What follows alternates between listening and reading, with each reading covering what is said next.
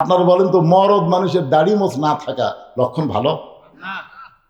বাবার মন খারাপ করিস না বাবা। কি মনে করতেছেন?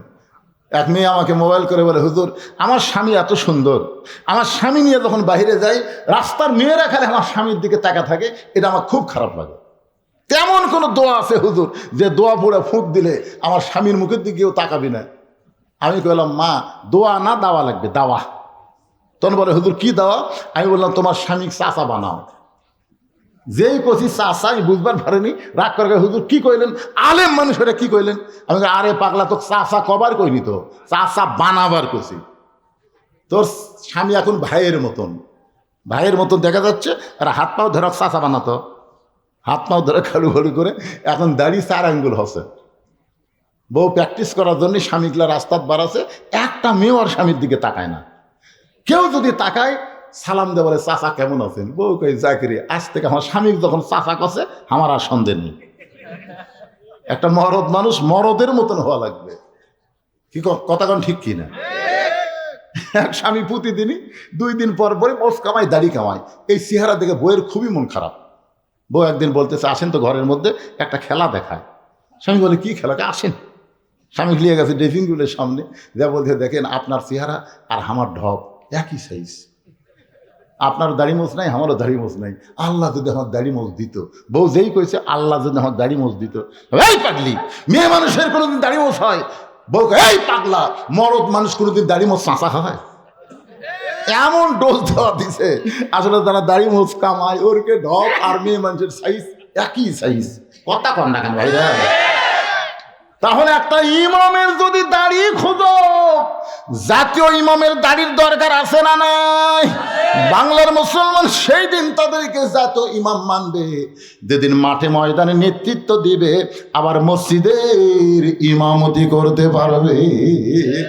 আল্লাহ বলে, হাবিব নামাজ যদি কায়েম করতে চান তাহলে আবু জেহেল নেতা, আপনি ইমাম হলে হবে না, আপনাকে ইমাম হওয়া লাগবে, আবার নেতা হওয়া লাগবে। বর্তমানে মক্কায় সেই পরিবেশ নেই, অবশ্যই আপনাকে নামাজ কায়েমের পরিবেশ দেওয়া হবে।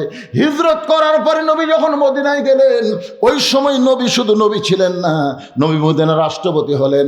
আল্লাহ বললেন, আল্লাযীনা ইম্মাক্কান্নাহুম ফিল আরদ, মুসলমানের মধ্যে কাউকে যখন ক্ষমতার চেয়ার দেওয়া হবে, তার 1 নম্বর দায়িত্ব হলো আকামুস সালাত, নামাজ কায়েম করা। বাংলাদেশে যদি নামাজ কায়েম হয়, আমরা মুসলমান হয়ে মরতে পারবো। জোরে কোন কথা ঠিক কিনা? আপনি যখন কবরে যাবেন, আপনাকে 1 নম্বর প্রশ্ন করবে, মান রব্বুকা, তোর রবকে? আপনি কবর যাবেন, অতই সোজা। রবের আইন মানেননি, রবের কথা শোনেননি, আজান দিলে ব্যাকা হয়ে আরেক দিকে গেছেন। চুপ, কোনো কথা হবে না, একের সিনা টান করে শুয়ে আছে। মুনকির না কি মুনকির নাকি, তো মুনকির নাকির বলতে, এই মান রব্বুকা, তোর রবকে? সঙ্গে সঙ্গে নামাজ খাড়া হয়ে বলতেছে, এই মুনকির নাকির, কাকে রব সম্পর্কে প্রশ্ন করতেছিস? কাকে? বলতেছে শুয়ে আছে তাকে। বলে আমি কে? মুনকির নাকির, কে ভাই? আমি নামাজ রে পাগলা। তুই তাকে রব সম্পর্কে প্রশ্ন করতেছিস? ওই মসজিদে যাই নিয়ত বান্দাই বলেছে আলহামদুলিল্লাহি রব্বিল আলামিন। রুকুর থেকে সেজদায় গিয়ে এই লোকটা বলছে সুবহান রাব্বিয়াল আযীম, সেজদাত গেলে সুবহান রাব্বিয়াল আলা। দুনিয়াতে এতবার রব রব রব রব বলে কেবল কবরতে এসে একটু আরামে ঘুম পাড়তেছে, আবার রব। এতবার রব রব বলে আবার রব। মুনকির নাকির কয়, আল্লাহ তোমার বান্দাক মান রব্বুকা প্রশ্ন করার পরে নামাজ যে খেপা খেপছে, আল্লাহ কয় যে নামাজ নিয়ে কবরে আইছে, তার সব উত্তর হয়ে গেছে। ধরে কোন সুবহানাল্লাহ, ঠিক কিনা? সারা জীবন নামাজ পড়ে নাই, বুড়া বয়সে মসজিদে সিয়ারি লিয়ে ঢুকছে, এরকম কিছু মুসল্লি আছে না নাই? দেখবেন যৌবন কালে ওই মসজিদে নাই, বুড়া বয়সে মসজিদে, তা আবার 27 গুণ সওয়াব নষ্ট করে বেড়াচ্ছে। আপনার বলেন তো জামাতে নামাজ পড়লে কয় গুণ? তো 27 গুণ সওয়াব হবে খালি জামাত পড়লে, না কাতার সোজা করা লাগবে? তো কাতার সোজা করবার গেলে কিসের সাথে কাতার সোজা করবেন? পায়ের গোড়ালির সঙ্গে গোড়ালি মিল করা লাগবে। তাহলে যেই বেটা কাতারের মাঝখানে চেয়ার রাখছে, ওর চেয়ার যতক্ষণ থাকবে আপনার 27 গুণ সওয়াব পাবেন না। তাহলে 27 গুণ সওয়াব যদি পাবার চান, ওর সিয়ার আসতে করে 2 নম্বর কাতারে দেওয়া লাগবে। 2 নম্বর কাতার লোক বলবে না এই সিয়ার থাকলে তো আমরা 27 গুণ পাচ্ছি না, তাহলে 3 নম্বর কাতারে দেওয়া লাগবে। 3 নম্বর কাতারের লোক বলবে সিয়ার থাকলে তো আমরা 27 গুণ থেকে মাহরুম হবে। 4 নম্বর যাইতে যাইতে ওই বারান্দার যাবে, মসজিদের মধ্যে কোনো সিয়ার চলবি না। ধরে কোন কথা ঠিক কি না? কারণ 7 বছর থেকে নামাজের তালিম দেওয়া লাগবে, 10 বছর থেকে জোর করে নামাজ ধরার লাগবে। ওই 10 বছর থেকে না ধরে ধরছে বুড়া কালে কি। এই জন্য আল্লাহ বলেন হাক্কা তুকাতিহি, ভয় করার মতন ভয় করা লাগবে। ভয় করার মতন ভয় যদি করতে চান, মাঝে মধ্যে গোরস্থানে যাবেন। আপনারা তো বছরে একদিন আসেন, আজকের এই মাহফিলের দিন আইছেন নাকি? আর যখন কেউ মরে তখন আসলে সম্মিলিত গোরস্থানের মধ্যে একটা মর্তবায় আলাদা। একা একা থাকার চাইতে সকলে মিলে মরার পরে এক জায়গায় থাকা ভালো। এই গোরস্থান সর্বপ্রথম আল্লাহ নবী বানাইছে, যে গোরস্থানের নাম হলো জান্নাতুল বাকি। জোরেকার নাম কি? জান্নাতুল বাকি। রাসূলের রওজার পাশেই এই গোরস্থান। যেই গোরস্থানে কি লিয়ে গেলেন?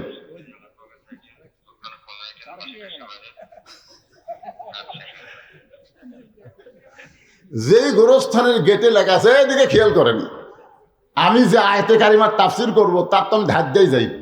আমাদের বগুড়াতে কোন মানুষ যখন মারা যায়, মরার খবর শুনে সকলে বলে ইন্না লিল্লাহি ওয়া ইন্না ইলাইহি রাজিউন। আপনাদের এলাকার খবর কি? হ্যাঁ, একই হুজুর। আচ্ছা ঠিক আছে, একটু তাহলে গুরুত্ব দিয়ে শোনেন, মরা কিন্তু লাগবেই। আপনি যতই মশান মারেন, মরা লাগবেই। খালেদা জিয়া বাংলাদেশের 3 বারের প্রধানমন্ত্রী। সমস্ত ডাক্তার যখন পারতেছে না, তখন আমাদেরকে বলে হুজুর দোয়া করেন হুজুর। কখন? যখন ডাক্তারের আর পারতেছে না, ডাক্তার বলছে না আমাকে কে বাঁচাইতে পারে, তখন হুজুর দোয়া করে। হুজুরের কথা কখন মনে হচ্ছে? আগে না শেষে? তো মরার সময় তো আল্লাহ বলেছেন ওয়ালা তামুতুন্না ইল্লা ওয়া আনতুম মুসলিমুন। আল্লাহ বলেছেন মুসলমান না হয়ে তোমরা কেউ মরো না। আমরা কেমনে মুসলমান হয়ে মরবো, এর উপরই আজকের আলোচনা হবে। মনোযোগ দিয়ে শোনার দরকার নাই? হ্যাঁ, একটু গুরুত্ব দেন। আমার মায়েরা যারা পর্দার অন্তরে আছেন, আপনাদের জন্য ওয়াজ আছে মা, একটু ধৈর্য ধরেন। অনেকে আমাকে বলেছে হুজুর আজকে পুরুষের চাইতে মেয়েরা অনেক বেশি, তো এদের দিকে খেয়াল করে একটু ওয়াজ করবেন। কারণ একটা মেয়ে যদি ভালো হয়, গোটা এলাকার মানুষ ভালো হতে বাধ্য হবে। একটা মা যদি ভালো হয়, তার পেটের বাচ্চা আল্লাহর ওলি হবে। ধরে কোন কথা ঠিক কিনা? মরদ মানুষ ভালো হয়ে তো কোনো লাভ নাই। কারণ নূহ নবীকে, নবীটার নাম হচ্ছে আপনার ইয়াকুব নবী। ইয়াকুব নবীকে আল্লাহ তাআলা 12টা সন্তান দিয়েছিল। ধরে কোন কয়টা? 10টা সন্তান খুবই খারাপ আর 2টা খুবই ভালো। ইয়াকুব নবী একদিন আল্লাহকে বলেন, আল্লাহ আমার 2টা বনিয়ামিন ইউসুফ এত ভালো, আর বাকি 10টা এত খারাপ কেন? আমি নবী হয়ে জন্ম দিলাম, তারপরও 10টা খারাপ 2টা ভালো। আল্লাহ বলেন ইয়াকুব তোমার বউ কয়টা? ইয়াকুব বলতেছে আল্লাহ 2টা। বলে তোমার যে বউ ভালো, সে বউয়ের পেট থেকে সন্তান 2টাই ভালো, আর তোমার যে বউ খারাপ, ওর পেটের 10টাই খারাপ। তার মানে বোঝা গেল নবী হয়ে জন্ম দিলেই ভালো সন্তান হবে না, ভালো সন্তান নিবার গেলে ভালো মা হওয়া লাগবে। ধরে কোন কথা ঠিক? এই জন্য যে মায়ের আইছে, মায়েদের জন্য কিছু ওয়াজ আছে ইনশাল্লাহ। তবে যেটা বলতেছে একটু মনোযোগ দিয়ে শুনবেন। শুরুর থেকে মনোযোগ না দিলে ওয়াজ বুঝতে কঠিন হবে। হাক্কা তুকাতিহির উপরে ব্যাখ্যা করতেছে আমি। ভয় করার মতন ভয় করা লাগবে। আপনার বলেন তো, ভয় করার মতন ভয় আমাদের বাংলাদেশে কখন হয়? খেয়াল করে দেখবেন, দাদি কিন্তু বোরকা পরছে, নাতনির গাওয়াত বোরকা নেই। আমার বগুড়ার কথা বলতেছে, একটা বুড়ি মানুষ বোরকা পরছে, যে বুড়ির দিকে বুড়াও তাকায় না। ওই বুড়ি বোরকা পরছে, কে দাদি বোরকা পরছেন? কাইকে মরা লাগবি ভাই, মরা লাগবি ভাই। আপনারা বলেন তো, দাদি আগে মরবে না নাতনি আগে মরবে? এর কি কোনো? আজকে আপনারা বলেন দাদা আগে মরবে না নাতি আগে মরবে? তাহলে দাদা 5 ওয়াক্ত নামাজ পড়ে, নাতি পড়ে না, কারণ কি? কি এই ছেলেরা মাহফিলের বেড়া বেড়া ঘুরতেছ? ঘরো ঘরো, কে কখন মরবে আমরা কেউ জানি না। খালেদা জিয়া 80 বছর বয়স, আর ওসমান হাদির বয়স কত? 30-31 বছর বয়স। সেও এভার কেয়ার হাসপাতাল আছে, 2 জনে আছে। খালেদা জিয়ার জন্য শুধু দোয়া করতেছে না বাংলার জনগণ, ওসমান হাদির জন্য এখন দোয়া করতেছে। জোরে কোন কথা ঠিক কিনা? একটু মনোযোগ দিয়ে শুনবেন। আল্লাহ কেন বললেন ইজা আসাবাতুহুম মুসিবাতুন ক্বালু ইন্না লিল্লাহি ওয়া ইন্না ইলাইহি রাজিউন। আগে শব্দের অর্থ শোনেন। ইজা মানে যখন, আসাবাতুহুম মুসিবা তোমাদের উপরে বিপদ আপদ মুসিবত আসবে, কলু তখন তোমরা বলবে ইন্না লিল্লাহি ওয়া ইন্না ইলাইহি রাজিউন। এখন আপনারা বলেন তো, এই আয়াত তো আল্লাহ নাজিল করছে বিপদ আপদ মুসিবতের জন্য, এবং আল্লাহ নিজেই ফাইল হয়ে বলতেছেন কলু তোমরা বলো ইন্না লিল্লাহি ওয়া ইন্না ইলাইহি রাজিউন। তাহলে বিপদ আপদ মুসিবতের আয়াত মানুষ মরলে আমরা কেন পড়ি? এই উল্লাপাড়ার জনগণ, এটা তো বিপদ আপদ মুসিবতের আয়াত, কিন্তু মানুষ মরার খবর শুনে আমরা কেন পড়ি? আপনারা কি জানেন? না জানলে বলবেন ডাইরেক্ট জানি না। জোরে বলেন জানেন? আরো জোরে এখন। তাহলে না জানা পড়তেছেন, তার মানে না না জানা আপনারা এতদিন হলে পড়ে আসতেছেন কেন? জানার মন চায় না তো? কোনোদিন তো কোনো হুজুর কয় না যে হুজুর বিপদ আপদ মুসিবতের আয়াত মানুষ মরার খবর শুনে আমরা কেন পড়ি? আমি এইটা জানার জন্যে আমার ওস্তাদের কাছে গেছিলাম, যারা আমাকে লেখাপড়া করাইছে, তাদের কাছে গিয়ে বলতেছে হুজুর এই বিপদ আপদের আয়াত মানুষ মরার পরে আমরা কেন পড়ি? তা আমার এক ওস্তাদ বলতেছে আগে থেকেই হয়ে আসতেছে। এটা কোনো উত্তর হলো? যা আগে থেকে হয়ে আসতেছে। ইসলাম তো এটার নাম না, ইসলাম হলো দলিল ভিত্তিক আমল করা লাগবে। জোরে কোন কথা ঠিক কিনা? হাত আন্দাজে আমল করার দিন শেষ, আল্লাহর কোরআনের বাংলাদেশ। হাত আন্দাজে আমল করলে হবে? তবে কিছু কিছু মুরব্বী আমাকে বলেছে হুজুর মরাটাই হলো মানুষের জীবনের সবচাইতে বড় বিপদ।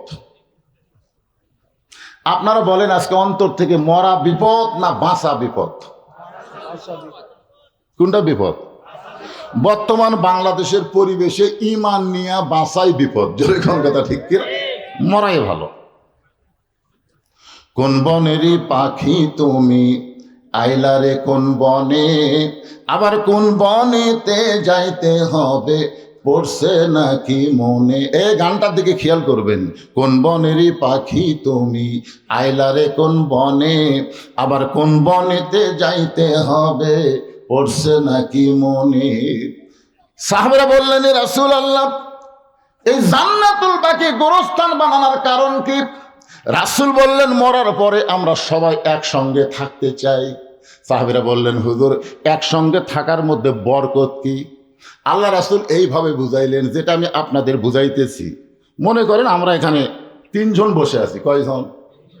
এটা গরমের দিনের কথা বলতেছি। ওয়াজ করতে করতে আমার গাও ঘামতিছে।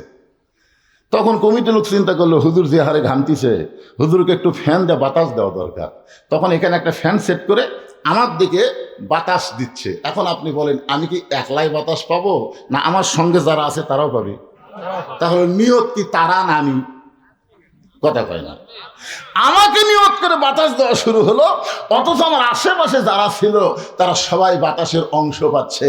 একসঙ্গে গোরস্থান করার মধ্যে বরকত হলো। যদি গোরস্থানে কোনো আল্লাহর ওলির কবর হয়, ওই ওলির কবরে যখন রহমতের বাতাস হবে, প্রত্যেকটা কবরে রহমতের বাতাসের একটা অংশ পাবে।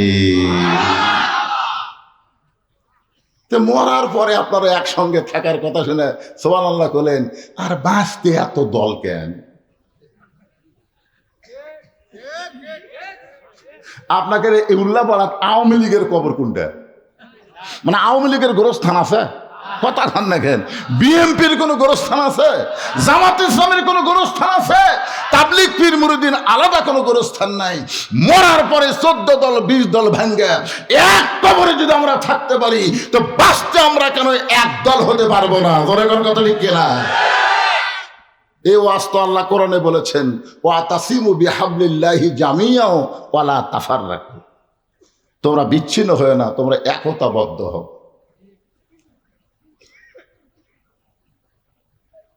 এই জান্নাতুল বাকি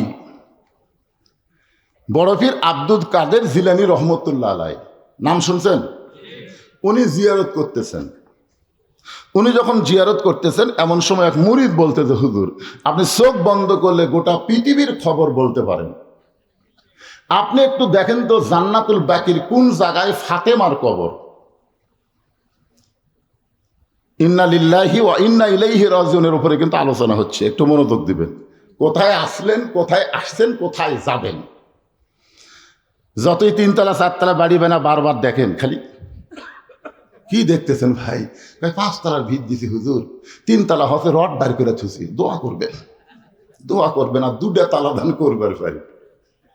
আর 2 কান্দের ফেরেশতা বলতেছে, আল্লাহ এর কান্দর থাকা লাভ নেই, ই খালি উপর দিকে দেখে, নিচের দিকে তাকাই না। কি দেখতেছেন? রড বার করে থসা। আপনি যতই 5 তলা তৈরি করেন, আপনি 5 তলার বাসিন্দা না, আপনি হলেন নিচতলার বাসিন্দা। ধরে করার কথা ঠিক কিনা?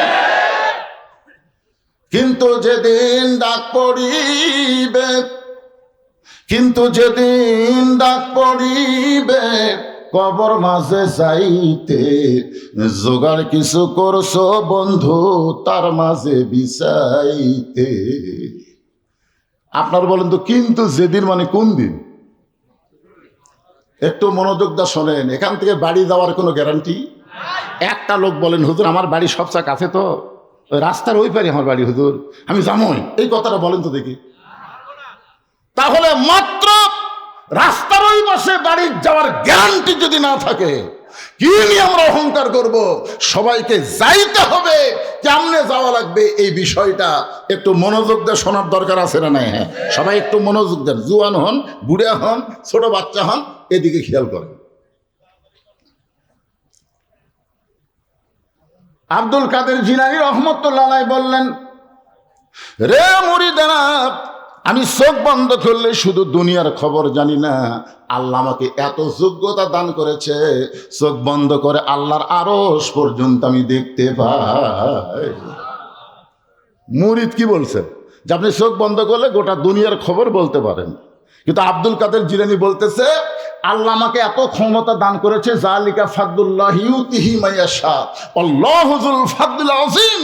আল্লাহ আমাকে এত ক্ষমতা দান করেছে, আমি চোখ বন্ধ করলে শুধু দুনিয়া না, আল্লাহর আরশ পর্যন্ত দেখতে পাই।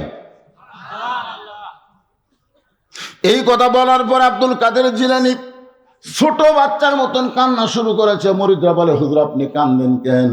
আব্দুল কাদের জিলানী বললেন, এই জান্নাতুল বাকির মধ্যেই মা ফাতেমার কবর আছে, কিন্তু কবরটা কোন জায়গায় এটা কিয়ামত পর্যন্ত কেউ বলতে পারবে না। যেই বলেছে জান্নাতুল বাকির মধ্যেই ফাতেমার কবর, কিন্তু কবরটা কোন জায়গায় কিয়ামত পর্যন্ত কেউ বলতে পারবে না। সমস্ত মুরিদ বলে, হুজুর কেন বলতে পারবে না? আব্দুল কাদের জিলানী বললেন, ফাতেমা হইলেন জহুরা। আল্লাহ রাসূল বলেছেন, সাইদাতুন নিসাই আহলুল জান্নাহ ফাতেমা তু জহুরা। সমস্ত মুরিদ বলে, হুজুর জহুরা মানে কি? আমার মায়েরা যারা পর্দার অন্তরালে, আপনাদেরকে সমন্বয় করে কথা বলতেছি, কারণ পুরুষ মানুষ শুধু ভালো হলে হবে না, নারীদেরকেও ভালো হওয়া লাগবে। দলেগণ ঠিক কি না? আপনার বলেন তো, ইয়াজিদ নামে একটা ব্যক্তির নাম শোনেন আপনারা? আবার হোসাইনের নাম আপনারা শোনেননি? আপনার বলেন তো, ইয়াজিদের মায়ের নাম কি? একটা লোকও জানে না রে। ইয়াজিদ কি মাটি ফাটা হসে না একটা মায়ের পেট থেকে হসে? তাহলে হোসেনের মায়ের নাম ফাতেমা সবাই জানেন, তো ইয়াজিদের মায়ের নাম জানা লাগবে না? বাংলাদেশে ইয়াজিদের মতন সন্তান আছে না নাই? জোরে কোন আছে না? কথা বলে, এরকে মাও কে? আজকে ওসমান হাদিকে যে গুলি করেছে সে ফাতেমার গোষ্ঠীর সন্তান না, সে এজিদের মায়ের মতন মায়ের সন্তান। ধরে কোন কথা ঠিক কি না? হ্যাঁ, এজিদের মায়ের নাম আজকে আপনাদের বলে দে, এটা মুখস্থ রাখবেন। মায়ের নাম হলো লাইসা বিনতে সাইবা। হ্যাঁ, এটা মনে রাখবেন। এর আগে আমি প্রতাপ মাহফিলে বলেছি কয়েক বছর আগে, এগুলা মায়ের নাম মনে না রাখলে তো বিপদ। কারণ সামনে যে সাওয়াল পাওয়াল আসতে থেকে হাতের মধ্যে মোবাইল। আমি একটা হুজুর টেজত আসতেছি, খুব তড়িহড়ি করে হাত ধরে টানতেছে। টানিস কে হুজুর? একটা সেলফি। আগেকার লোকেরা হাতের সঙ্গে মুসাফা করতো, দোয়া নিত, আর এখনকার ছেলেরা হাত টানে একটা ছবি। কি যে আলমদেরকে টানতে সেলফি তুলবার চাই, ওই কোন মায়ের সন্তান এটা আমাদের জানার অধিকার আছে না নাই? জোরে কোন আছে না নাই? ইয়াজিদের মায়ের নাম হলো লাইসা বিনতে সাইবা, আর হোসাইন রাদিয়াল্লাহুর মায়ের নাম হলো ফাতেমাতুজ জহুরা। সমস্ত মুরিদ বলে হুজুর জহুরা মানে কি? আব্দুল কাদের জিলানী বললেন, জহুরার অর্থ যদি শুনতে চাও তাহলে মনোযোগ দিয়ে শোনো। এশার নামাজের পরে হযরত আলী যখন বাড়ির ভিতরে, রাতের সবচাইতে শেষ নামাজের নাম কি? আরো জোরে কোন। আমি ফরজের কথা বলতেছি, আপনি তাহাজ্জুদ গেলেন কেন? তাহাজ্জুদ নামাজ। সাহাবীরা প্রশ্ন করলে, ইয়া রাসূলুল্লাহ, 5 ওয়াক্ত নামাজ আর তাহাজ্জুদ এই দুইটার মধ্যে পার্থক্য কি? আল্লাহ রাসূল বললেন, 5 ওয়াক্ত নামাজ হলো ইবাদত আর তাহাজ্জুদ হলো মহব্বত। তো সাহাবীরা বললেন, হুজুর ইবাদত আর মহব্বতের পার্থক্য কি? আল্লাহ রাসূল বলেন, ইবাদতের বিনিময়ে মানুষ জান্নাত চায় আর মহব্বতের বিনিময়ে মানুষ আল্লাহ চায়। বুঝতে পারলেন? আমরা 5 ওয়াক্ত নামাজ পড়ে কি চাই? জান্নাত চাই। জোরে কোন কি চাই? আর তাহাজ্জুদের নামাজ আদায় করে মানুষ জান্নাত চায় না, মানুষ নামাজের মালিক আল্লাহকে চায়। এর মধ্যে তাহাজ্জুদ দিয়ে আসে না, এটা কিন্তু মারাত্মক ওয়াজ। থাক, 5 ওয়াক্তই পড়ে না তাহাজ্জুদ। এখন হয়তো বলবেন, হুজুর ফজরের নামাজ তো রাতের শেষ নামাজ। ফজর কিন্তু রাতের নামাজ না, ফজর হলো সবে সাদেকের নামাজ। একটু মনোযোগ দিয়ে শোনেন। এশার নামাজ আদায় করে হযরত আলী যখন বাড়ির ভিতরে, যেদিকে তাকায় সেদিকে আলহামদুলিল্লাহ, বাড়ির যেদিকে হযরত আলী তাকায় সেই দিকে আল্লাহর প্রশংসা। ফাতেমার দিকে তাকায় দেখে সুন্দরী ফাতেমা সাইদা গুইজা বসে আছে। হাসান হোসেনের দিকে যেই মাত্র তাকাইছে, সুন্দর কাপড় পরে সাইদা গুইজা রাখছে। বিছনার দিকে যখন তাকায় সুন্দর করে সাজাইছে। আপনার বলেন তো, একটা পুরুষ মানুষ বাহির থেকে যখন বাড়িতে যায় আর বাড়ির পরিবেশ যখন সুন্দর দেখে, তার অন্তরটা আল্লাহ জান্নাতের নিয়ামত দিয়ে ভরে দেয়। আর আমরা বাহির থেকে যখন বাড়ির যাই, যাই দেখি এক বাচ্চা ফ্যাঁ ফ্যাঁ করে কান দিচ্ছে, আর একটা ধুলের মধ্যে পড়ে আছে। বইয়ের দিকে তাকায় দেখে কাপড় চুপড় সব ময়লা করে আছে। বিছনাপত্রের দিকে তাকায় দেখে বিছনার চাদর গুছাতে হচ্ছে, ল্যাপ একটা ফেলে দিতে হচ্ছে, ব্যালুস একদিক কাত হয়ে আছে। স্বামী কয়, বেড়াই ভালো রে, বেড়াই ভালো। বাড়ির মধ্যে থাকতে পছন্দ করে না। পুরুষগুলো চাষটালে সময় দেয়, কিন্তু বাড়ির বইয়ের কাছে সময় দেবার পারে না। আলী আল্লাহর আসমানের দিকে তাকায়া আল্লাহর শুকুর আদায় করে বললেন, আলহামদুলিল্লাহ। ও ফাতেমা, এত সুন্দর করে ঘর সাজাইছো, এত সুন্দর করে সাইদা গুইজা বসে আছো, হাসান হোসেনকেও এত সুন্দর করে সাজাইছো। আমার মনে হয় তুমি কোথায় যেন বেড়াতে যাইবা। সঙ্গে সঙ্গে ফাতেমা হাসান হোসেনকে বুকের মধ্যে নিয়ে ওদের 2 বাচ্চার 2 গালে চুমো দিয়ে বলে, বাবা তোমরা 2 ভাই একটু অন্য ঘরে যাও, তোমরা 2 ভাই একটু অন্য ঘরে যাও, তোমার বাবার সঙ্গে আমার গোপন কিছু গল্প আছে। হাসান হোসেন মুচকি মুচকি হাসি দিয়ে যখন অন্য ঘরে যায়, এমন সময় ফাতেমা ঘরের দরজা বন্ধ করে দেয়। যেই ঘরের দরজা বন্ধ করেছে, সঙ্গে সঙ্গে হযরত আলী মাথার টুপি খুলিছে। এতক্ষণ মাথায় কি ছিল? কিন্তু যেই বউ দরজা বন্ধ করছে, সন্তান 2টা বের করে দিয়ে, তখন আলী দেখতেছে এই সুন্নত আর চলবি। আপনারা কি মনে করেন হুজুররা সবসময় মাথার টুপিতে থাকে? আল্লাহ রাসূল কি সবসময় মাথার টুপি দিয়েছিল? বদরের যুদ্ধের দিন রাসূল ঘরের মধ্যে গেল, কিছুক্ষণ পরে যখন ঘরের দরজা খুললো, সাহাবীরা তাকায় দেখে নবীর মাথার টুপি নাই, টুপির জায়গায় হেলমেট। নবীর গায়ে জুব্বা নাই, নবী সৈনিকের পোশাক পরেছে। নবীর একটা কোমরের বেল্ট নবী টাইট করতে পারেনি নিজে, আলীকে ডাকতে বলে, আলী আমার কোমরের বেল্ট একটু টাইট করে দাও তো। হযরত আলী যখন কোমরের বেল্ট টাইট করতেছে, আবু বকর বলে, রাসূলুল্লাহ আপনি আল্লাহর নবী। রাসূল ধমক দেবেন, আবু বকর আমি আল্লাহর নবী ঠিক, কিন্তু আজকে বাতিলের বিরুদ্ধে হকের পক্ষে আমি হব আল্লাহর সেনাপতি। জোরে গান সুবহানাল্লাহ। সারা জীবন মেসওয়াক করলে কত সওয়াব, টুপি মাথার দিলে কত সওয়াব, এই সওয়াবের বর্ণনা দিচ্ছেন। কিন্তু বাতিলের বিরুদ্ধে হকের লড়াই করলে কত সওয়াব, এই ওয়াজ অনেক বক্তারা করবার চাই না। জোরে গান কথা ঠিক কি না? হযরত আলী মাথার টুপি খুলে রাইকা দিয়ে বউকে দুই হাত বাড়ায় ডাকতেছে, কারণ সন্তান দুইটাকে বের করে দিয়া যখন দরজা বন্ধ করছে, প্রত্যেক পুরুষ মানুষ মাত্রই বোঝে এখন কিছু হবি। যেই মাত্র হযরত আলী দুইটা হাত বাড়ায় দেয়, এমন সময় ফাতেমা দৌড়ে গিয়ে স্বামীর বুকের মধ্যে মাথা ঢুকাইয়া ছোট বাচ্চার মতন কাঁদতেছে। আলী বলে, ফাতেমা এমন করে কেন কাঁদতেছ? ফাতেমা বলে, আর কোনোদিন ঘর সাজাবার পারবো না, আর কোনোদিন সাইজা গুইজা আপনার সামনে দাঁড়াতে পারবো না, আর কোনোদিন হাসান হুসাইনকেও আপনার সামনে সুন্দর করে সাজাবার পারবো না। ওগো স্বামী আপনি জানেন কি, আজকে গভীর রাত্রে ফাতেমার মৃত্যু হবে। যেই মাত্র কইছে আজকে গভীর রাত্রে ফাতেমার মৃত্যু হবে, গাছের গোড়া কাটলে গাছটা যেমন পড়ে যায়, হযরত আলী তেমনি পড়ে গেলেন ঘরের মাঝায়। ফাতেমা মুস্কি মুস্কি হাসতেছে, মুস্কি মুস্কি হাসতেছে। স্বামীর পড়ে দেওয়া দেখে ফাতেমা মুস্কি মুস্কি হেসে দৌড়ে গিয়ে স্বামীর মাথাটা উরাতের উপরে নিয়ে কপালে একটা চুমো দিয়ে বলে, স্বামী গো এমন করে আপনি কেন পড়ে গেলেন? আমার বাবা বলেছেন আলী হচ্ছেন আসাদুল্লাহিল গালিব। আমার বাবা বলেছেন আমি আনা মাদিনাতুল ইলমে ও আলী ও বাবুহা। আল্লাহর নবী বলেছেন কিয়ামত পর্যন্ত হযরত আলীর মতন সাহসী বীর কেউ হবে না, কিয়ামত পর্যন্ত আমার আলীর মতন কোন জ্ঞানী ব্যক্তি দুনিয়াতে আর আসবে না। সুবহানাল্লাহ। জ্ঞানের দিক দিয়ে হযরত আলী কয় নম্বর? আবার শক্তির দিক দিয়ে?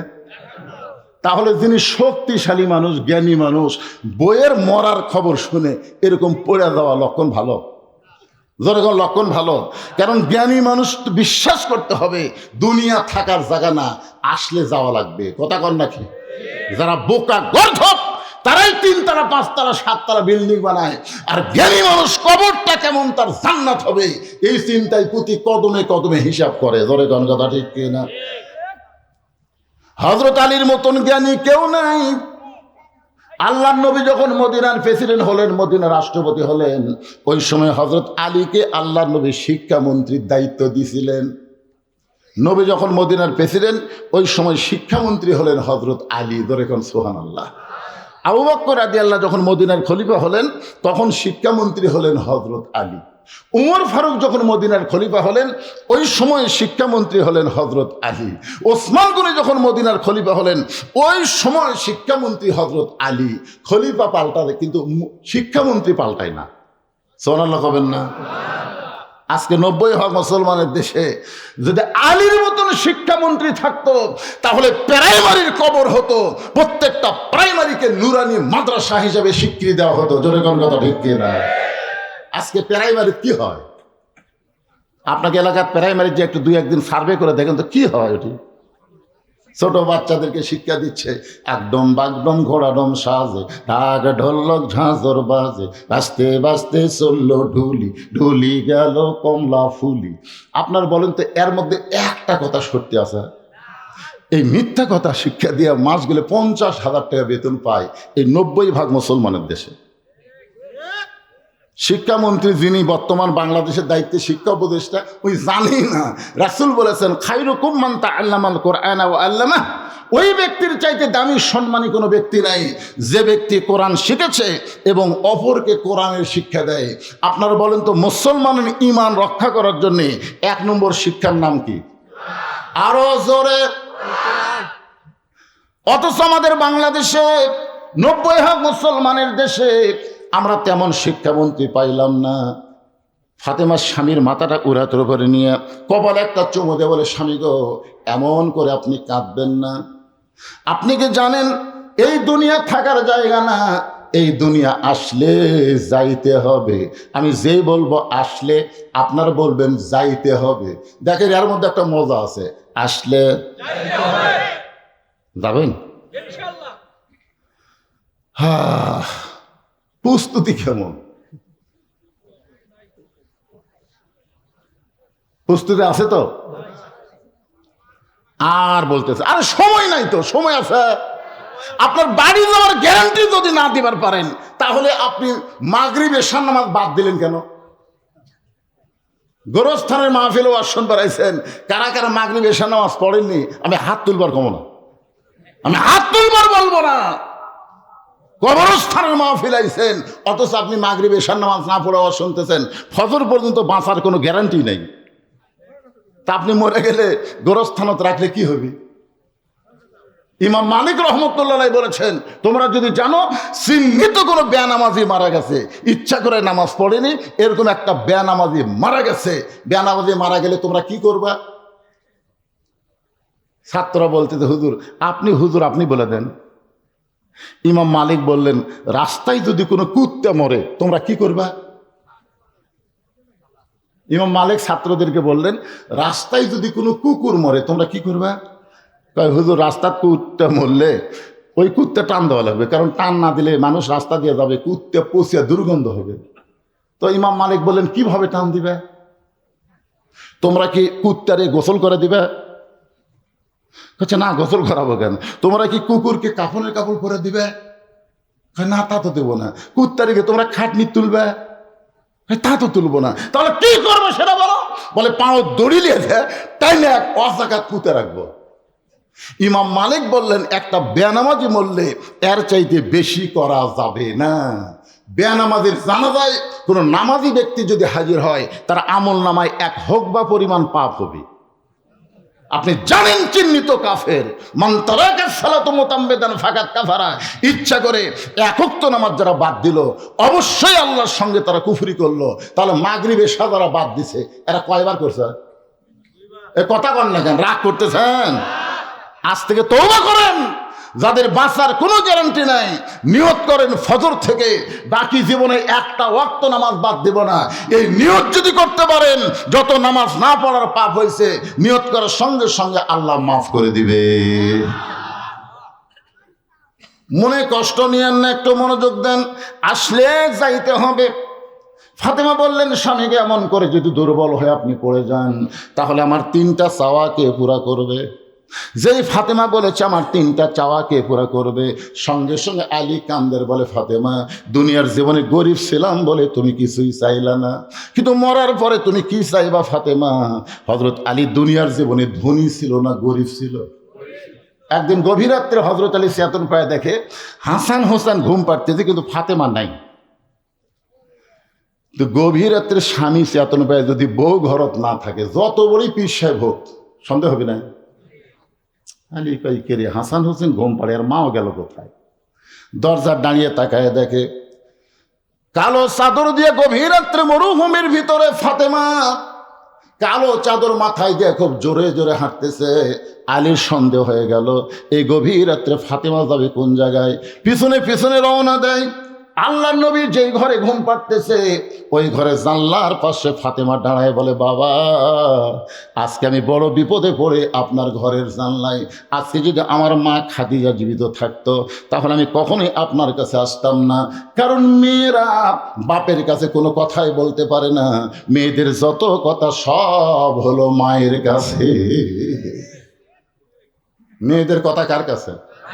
আমাকে আল্লাহ কোনো ছেলে দেয়নি, বুঝলেন, 3টা মেয়ে দিছে। এই 3 মেয়ে যখন ছোট ছিল, তখন ওদেরকে আমি বুকের উপর নিয়ে ঘুম পাড়ছি। 2.5 বছর করে প্রত্যেকটা মেয়েকে আমার বুকে রেখে রেখে ঘুম পাড়ছি। আমি একটা দোলনাও কিনি। আমার বউ কয়, ছেলে না হওয়ার কারণে মেয়েদেরকে বাপ তাচ্ছিল্য করছে, এর জন্য বলবার না পারে। এই জন্য 2.5 বছর পর্যন্ত আমার 3টা মেয়েকে আড়াই করে আমি বুকের উপর ঘুম পাড়াছি। অত সেই মেয়েগুলো বড় হয়ে আমাকে আর কিছুই কয় না, সব মায়ের কাছে কয়। তা আমি একদিন 3 মেয়ে যখন মাকে বলতে ফিস, আমি খালি মায়ের কাছে ফেস ফেস করিস, আমার কাছে আসো। আমার ধমকি শুনে 3 মেয়ে আমার ঘরে ঢুকলো। আমি বলি, কি দরকার? সেটা আপনি যদি বোঝেন। তখন আমি 3 মেয়ে 300 টাকা দিলাম, 100 100 করে 300 দিলাম, দিয়ে বললাম কি মা আর কি লাগবে, সেটা আপনার বিবেচনা। তখন আবার 100 100 করে 300 দিলাম, দিয়ে বললাম মা আর কি লাগবে, সেটা যদি আপনি দেন। তখন আবার 3 জনকে 100 100 করে দিলাম। ওরা 3 জন ঘরের মধ্যে মুচকে হাসি দিয়ে আমাকে সালাম দেবার হয়ে গেল। আমি চিন্তা করলাম, কে রে, মেয়েরা এত সুন্দর করে বাপের কাছে টেকা চায়, ছেলেরা কিভাবে চায়? আমার তো আল্লাহ কোনো ছেলে দেয়নি। তারপর বড় ভাইকে আল্লাহ ছেলে মেয়ে দূরে দিছে। তো বড় ভাইরে বললাম, ভাই মেয়ে দিছে আমাকে বুঝবার পারছিস কীভাবে টেকা চায়, কিন্তু ছেলেরা কীভাবে চায়? আপনাকে তো আল্লাহ ছেলে দিছে। আর বড় ভাই রাগ করে বলতে, শালার লাগবে 100 চাই 1000। যে আমারে কইছে শালার লাগবে 100 চাই 1000, সেই দিন আমি মাথা হাত দিয়ে বলছে, আল্লাহ ছেলে না থাকাই ভালো রে। কারণ মেয়েরা বাবাকে অত্যন্ত ভালোবাসে, কিন্তু বাবার কাছে শরম করে কিছুই বলতে পারে না। কিন্তু ফাতেমার খাদিজা মা তো দুনিয়া থেকে বিদায় নিয়েছে, এখন বলবে কেমনে? এখন বাবার জানলার কাছে গভীর রাতে দাঁড়ায় বলে, বাবা একটু মেহেরবানি করে ঘরের দরজা খোলেন, বাবা একটু মেহেরবানি করে ঘরের দরজা খোলেন। সঙ্গে সঙ্গে নবী যখন ঘরের দরজা খুলে দেয়, এমন সময় ফাতেমা ঘরের মধ্যে ঢুকছে, আর হযরত আলী জানলার পাশে গিয়ে দাঁড়াইছে। মনে মনে চিন্তা করতেছে, দেখি বাপ বেটির মধ্যে এই গভীর রাত্রে কি গল্প হয়। এই নিয়ত করে হযরত আলী জানলার কাছে কান লাগায় দিছে। এমন সময় ফাতেমা বলে, বাবা একটু বাতি জ্বলান। রাসূল বলে, ফাতেমা বাতি জ্বলান লাগবে না, তুই কি বলবি বল। ফাতেমা বলতেছে, বাবা এর আগে বহুবার বলছি, বলে কোনো কাম হয় নাই, আজকে গভীর রাত্রে আপনাকে একটু দেখাবার চাই, একটু আপনাকে দেখাবার চাই। যেই মাত্র নবী ঘরে বাতি জ্বলাইছে, সঙ্গে সঙ্গে ফাতেমা 2টা হাত নবীর দিকে বাড়ায় দেয়। বাতির আলোতে নবী দেখতে পায় হাতের তালু আছে, কিন্তু তালুর উপরে চামড়া নাই, 2টা হাত গোস্তের টুকরার মতন হয়ে গেছে। ফাতেমা বলতেছে, বাবা আমার হাসান হোসেন ঘুম পাড়তেছে, আমার স্বামী ঘুম পাড়তেছে, আমার হাতের এই খবর আমার ছেলেরাও জানে না, আমার স্বামীও জানে না। বাবা আপনার কাছে গোপনে আইছি গভীর রাত্রে, 3টা দিনের জন্য আমাকে একটু খাবার দেন বাবা, আমি জানি আমার স্বামীর দিবার মতন কিছুই নাই, এত গরিবের সঙ্গে আমার বিয়ে দিয়েছে, এখন কি করবেন বাবা, 3টা দিনের জন্য একটু খাবার ব্যবস্থা করেন। কারণ আমার হাসান হোসেন যদি জানতে পারে, ওরা খাওয়া দাওয়া বন্ধ করে দিবে, আমার স্বামী যদি জানতে পারে বড় কষ্ট পাবে। আলী কান্দার বলে, ফাতেমা রে, দুনিয়ার জীবনে গরিব ছিলাম বলে তুমি কিছুই চাইলা না, আজকে গভীর রাত্রে দুনিয়া থেকে বিদায় নিবে, এই মৃত্যুর সময় তুমি কি চাইবা ফাতেমা? ফাতেমা বলে, স্বামী গো, আমার 1 নম্বর চাওয়া হলো রাতের অন্ধকারে মৃত্যুবরণ করব। আমি পর্দানিশী নারী, রাতের অন্ধকারেই কিন্তু আমাকে দাফন করা লাগবে, দুনিয়ার কোনো মানুষ যেন আমার খবরটা না জানে। আমার 2 নম্বর চাওয়া হলো আমার কোনো জানাজার ব্যবস্থা করবেন না। হযরত আলী কান্দের বলে, ফাতেমা তুমি নবীর কলিজার টুকরা, তোমার মৃত্যুর খবর শুনলে হাজার হাজার মানুষ তোমার জানাজায় হাজির হবে, তোমার জন্য দোয়া করবে, তুমি কি মানুষের দোয়া চাও না? ফাতেমা বলে, স্বামী গো, দুনিয়ার সমস্ত মানুষ যদি বলে ফাতেমা ভালো, আর আপনি যদি বলেন ফাতেমা ভালো না, ওই মানুষের দোয়া দিয়ে কোনো ফাতেমার লাভ হবে না। আর দুনিয়ার তামাম মানুষ যদি বলে ফাতেমা খারাপ, আর আপনি যদি বলেন আমার বউ ফাতেমা ভালো, আমার ঈমান বলতেছে স্বামীর সার্টিফিকেটে আল্লাহ তাআলা ফাতেমার জন্য 8টা জান্নাতের দরজা খুলে দিল। তাহলে বউ ভালো হওয়া লাগবে কার কাছে? জোরে বলেন কার কাছে? আর হামাকের গুলা ল বলতে কি কয়, খালি তুমি হামাক দেখতে পারো না, পাড়ার মধ্যে খুঁজে দেখো আমার বিরুদ্ধে কেউ নেই। মায়েরা শোনেন, পাড়ার লোকের আপনাকে যতই ভালো বলুক, স্বামী যদি ভালো না বলে আপনি কোনোদিনও জান্নাতে যাবার পারবেন না। ভালো হওয়া লাগবে ঘরের পুরুষের কাছে। জোরে কোন কথা ঠিক কিনা? পর পুরুষের কাছে ভালো হয়ে লাভ আছে? কিন্তু এরা তো আমাদের কাছে ভালো হওয়ার চায় না। যখন কোনো জায়গায় বেড়াবার যায় তখন দেখবেন ভালো ভালো কাপড় পরে, মালা বালা পরে সাজিয়া গুজা যায়। ফাতেমা বলেন, স্বামী আমার 3 নম্বর চাওয়া হলো আমার লাশটা কান্দে করে জান্নাতুল বাকির পূর্ব কোণায় দাফন করবেন। আমি ফাতেমা হিসাব করে দেখলাম, আমি মরে যাওয়ার পর আমার খাটনি কান্দে নেওয়ার 4 জন পুরুষ নাই। কারণ মেয়ে মানুষ যখন মারা যাবে, ওই মেয়ে মানুষের লাশ কিন্তু যিনি তিনি কান্দে নিবার পারবে। ফাতেমা বলতেছে, আমার বাবা যদি আজকে দুনিয়াতে জীবিত থাকতো, মরা মেয়ের লাশের খাটনি বাবা কান্দে নিবার পারতো।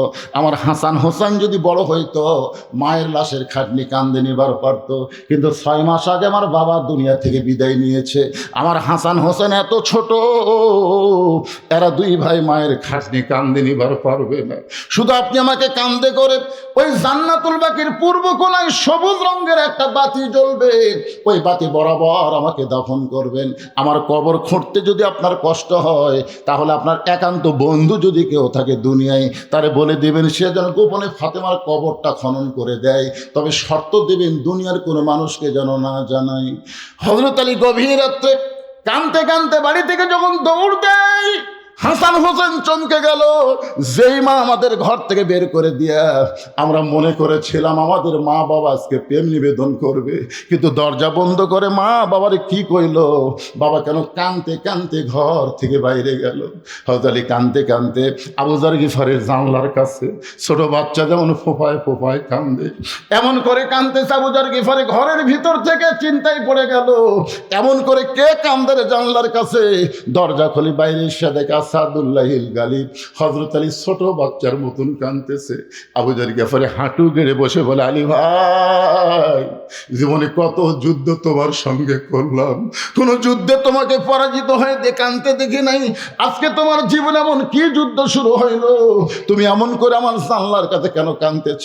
আলী বলতেছে, আবু যর, জান্নাতুল বাকির পূর্ব কোণায় সবুজ রঙের একটা বাতি জ্বলবে, ওই বাতি বরাবর একটা কবর কর। আবু যর গিফার বলে, আলী রে, এখন পর্যন্ত দুনিয়ার কেউ মরে নাই, মানুষ না মরলে কি কবর খনন করা যায়? আলী, দিনের বেলায় কবর কি খনন করা যাবে না?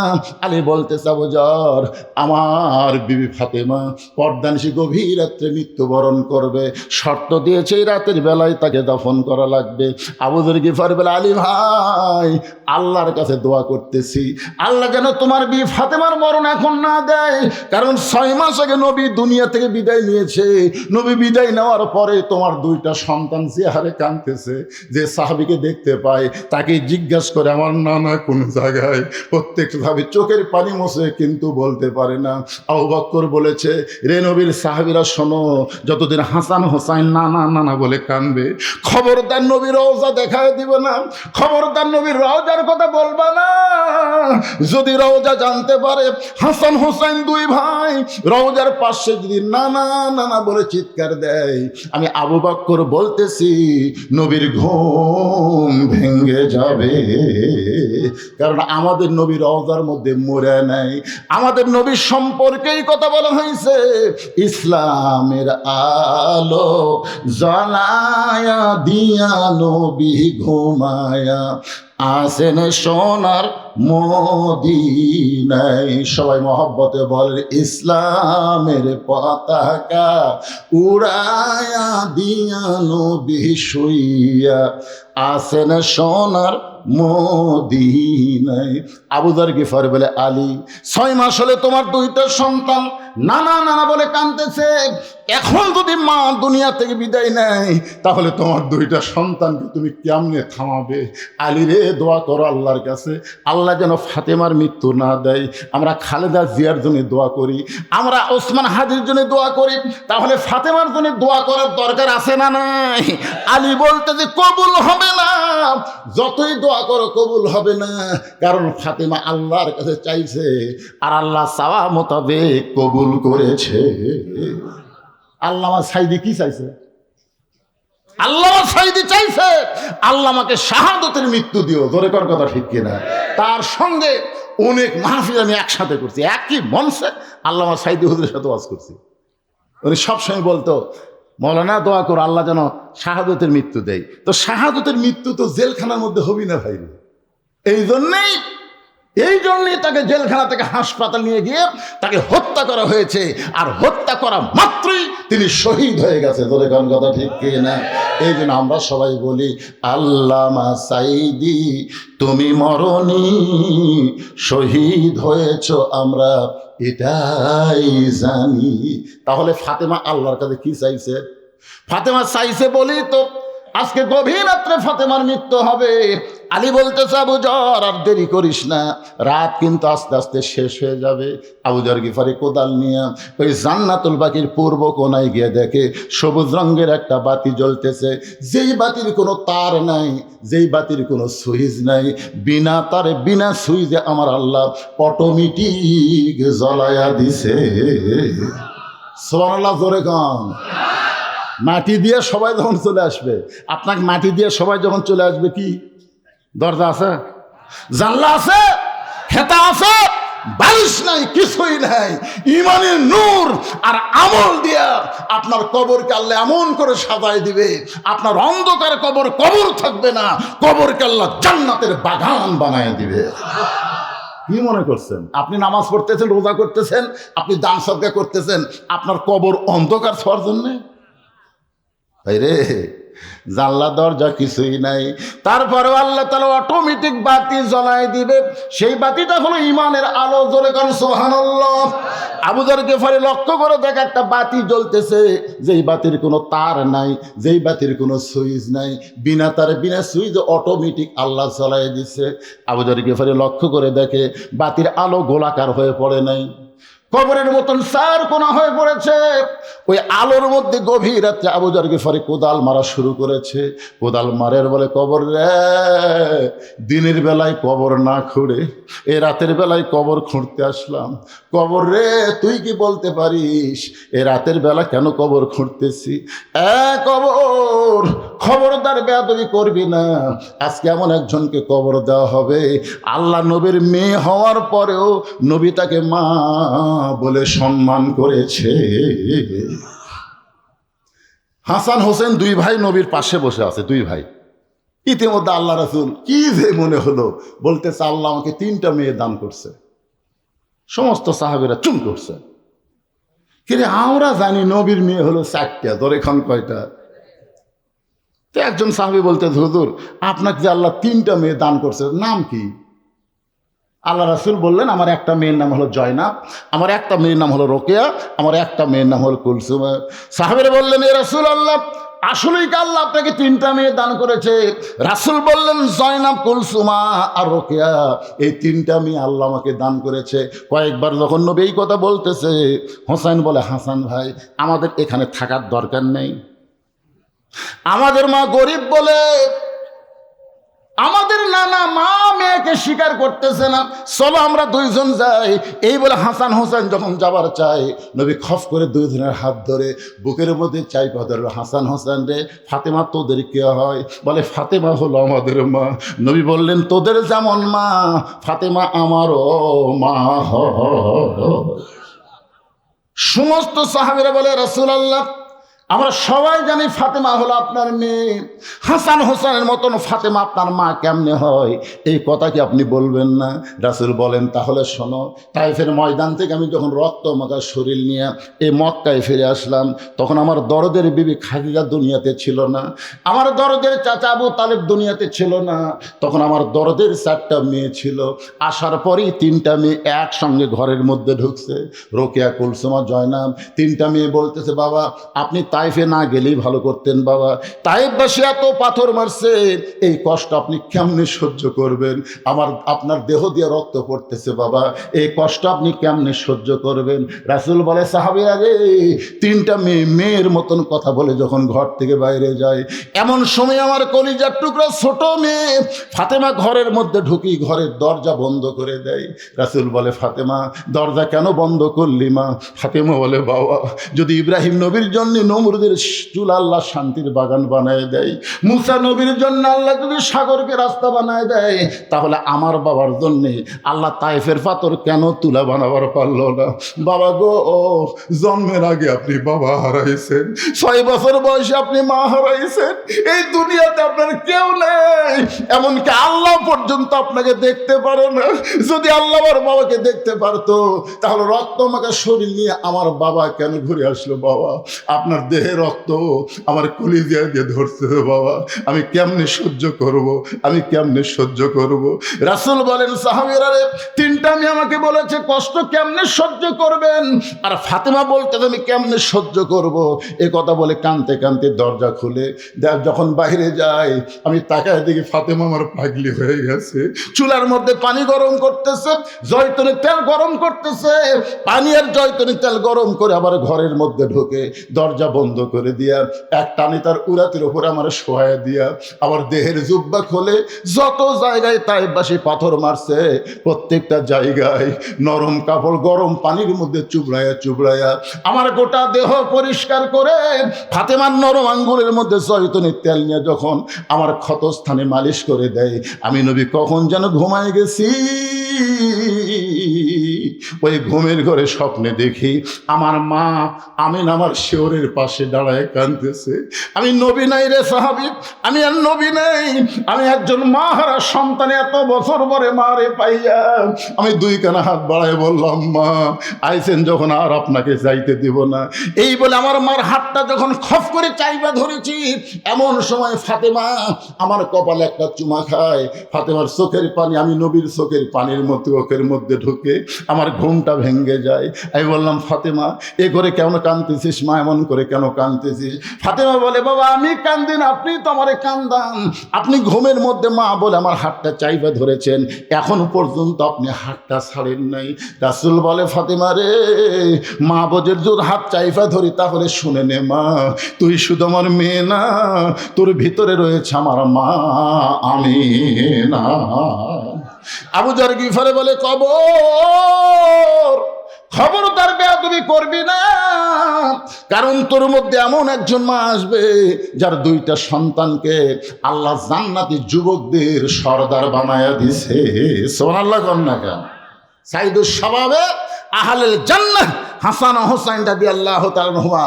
রে যুবকেরা, আজকে যারা এখানে বসে আছো, তোমরা যখন হাসরের ময়দানে যাবে তখন হাসান হোসেনকে আল্লাহ দাঁড় করায় বলবে, হাসান হোসেন যাদেরকে পছন্দ করবে তাদেরকে একসঙ্গে আমি আল্লাহ জান্নাত দিয়ে দিব। আর একদিকে মেসি নেইমারও দাঁড়ায় দিই, মেসি সব মেসির পাগল, নেইমারের পাগল, আর্জেন্টিনার পাগল, ব্রাজিলের পাগল, এরকম পাগলা আছে না নাই? ধরে কোন আছে না নাই? একটু মনোযোগ দিয়ে শোনেন। আবু যর গিফারি বলে, কবর খবরদার বেয়াদবি করবি না, তোর মধ্যে এমন একজন বিবিকে রাখা হবে যার স্বামী হলো আসাদুল্লাহিল গালিব হযরত আলী। এই কথা বলে আবার যখন কোদাল মারতে চায়, এমন সময় কবরের ভিতর থেকে আওয়াজ আসতেছে, আবু যর বারবার কবরকে সাবধান করো। আবু যর আজকে শুনে নাও, কার মেয়ে, কার মা, কার বিবি এইটা কবর দেখবে না। আমল যদি ভালো হয় কবর জান্নাতের বাগান হয়ে যাবে, আর আমল যদি খারাপ হয় কবর জাহান্নামের গর্ত হবে। এটা কিন্তু ফাতেমার জন্য বলা হয় নাই, এটা আমাদের জন্য বলা হয়েছে। সকলে বলেন, ইজাব আসাবাতুহুম। ঢুইকা থেকে ফাতেমা নিজে নিজেই গোসল করেছে। সুবহানাল্লাহ কোন দেখো। একবার রাসূল বললেন, খাদিজা আপনি কি জানেন আল্লাহ 10 জন পুরুষকে জান্নাতের সার্টিফিকেট দিয়েছে, আবার 10 জন নারীকেও আল্লাহ জান্নাতের সার্টিফিকেট দিয়েছে। যেরকম সুবহানাল্লাহ। তো খাদিজা বলতে, হুজুর 10 জন পুরুষকে আল্লাহ জান্নাতের সার্টিফিকেট দিয়েছে এটা আমি জানি, আবু বকর, উমর, ওসমান, আলী, এরকম খাদিজা বলতে থেকে 10 জন মেয়েকে আল্লাহ জান্নাতের সার্টিফিকেট দিল, এরা কারা? আল্লাহ রাসূল বললেন, খাদিজা মেয়েদের মধ্যে 1 নম্বর জান্নাতে হলেন খাদিজাতুল কুবরা। পুরুষের মধ্যে 1 নম্বর জান্নাতে হচ্ছে আবু বকর, আর মেয়েদের মধ্যে 1 নম্বর জান্নাতে হলো খাদিজাতুল কুবরা। মা খাদিজা যখন মুচকি মুচকি হাসতেছে তখন আল্লাহ রাসূল বলে, খাদিজা এখন আমি নবী নাই, আমি হলাম স্বামী, আপনি আমার বিবি। কারণ সবসময় নবী হয়ে থাকতে ভালো লাগে না। আপনারা বলেন সবসময় হুজুর হয়ে থাকতে ভালো লাগে? আমার নাতি যখন আমার কাছে আসে তখন কি আমি হুজুর? আমার মেয়েরা যখন আমার কাছে আসে তখন কি আমি হুজুর? আমার বউ যখন আমার কাছে আসে তখন হুজুর না, আমার বউয়ের কাছে স্বামী, মেয়ের কাছে বাবা, নাতির কাছে নানা। জোরে কোন কথা ঠিক কিনা? আপনার কি মন চায় না? আমাদের সকলের মন চায় একটু নাতির সাথে খেলাধুলা করি, করি কি করি না? একদিন ওই বুকের মধ্যে আমার এক ছোট্ট নাতি খেলেছি, ওই আবার সেই জিদ আলা আমার দাড়ির মধ্যে পাও ঢুকে দিয়ে, বুঝলেন, চানা মারতেছে। মানে আমার বুকত বসে লেছি, ওই 2 পাও মারতেছে আমার দাড়ি, যেই করছে এরকম ধমক, ওর মা দৌড়ে এসে বলতেছে, যতই চেষ্টা করেন নবীর মতন হতে পারবেন না। আপনার বলে নায়েবে রাসূল, আপনার বলে আলেমগুলো বলে নায়েবে নবীদের ওয়ারিস, তার নবীকে ঘোড়া বানায় হাসান হোসেন খেলা করছে, আর আপনার দাড়ির মধ্যে খেলে পাওয়া দিছে, আপনি যে ধমক দিয়েছেন আপনি ডাকাতের মতন।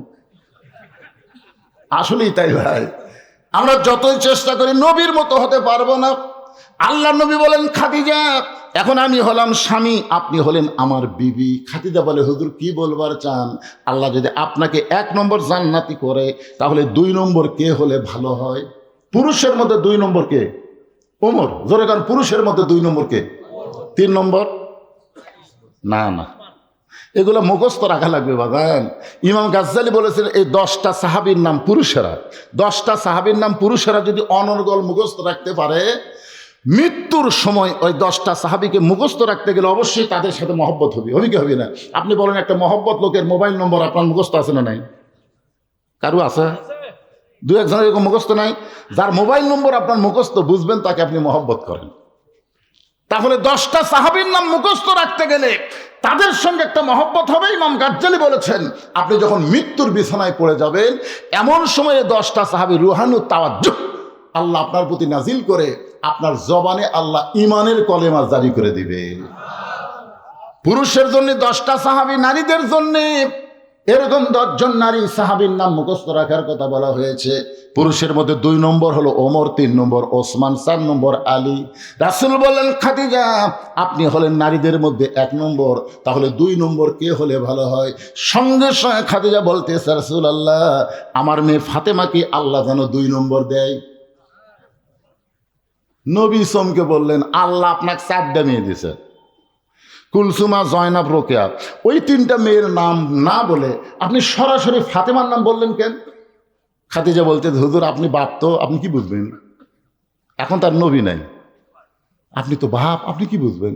কোন সন্তান কেমন এটা বাবা জানে না, এটা জানে হলো তার মা।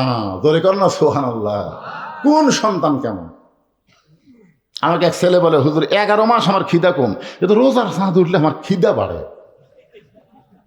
আপনি বলেন তো হুজুর কারণ কি? আমি বললাম, তোর মা বাসে আছে? কয় আছে। তো মায়ের কাছে যা। তো মা কেমনে জান? আরে পাগল, তুই যে কেন রোজা থাকিস না রমজান মাসে, এটা আমি জানি না, তো তোর মাই জানে।